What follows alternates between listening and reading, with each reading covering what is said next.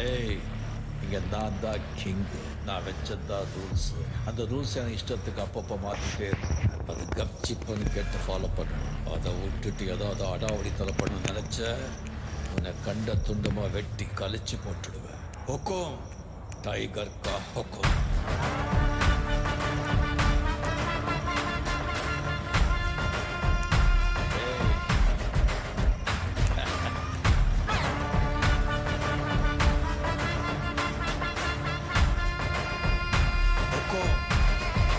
tiger का